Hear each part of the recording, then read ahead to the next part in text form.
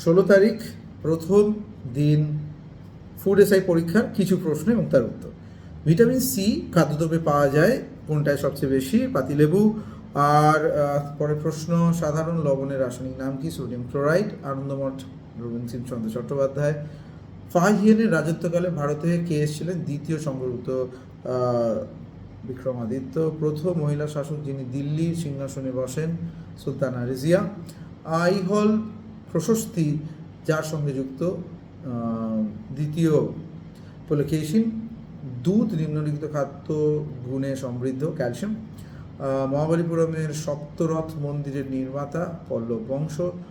বিশ্ব পরিবেশ দিবস পালিত কবে হয়? 5ই জুন।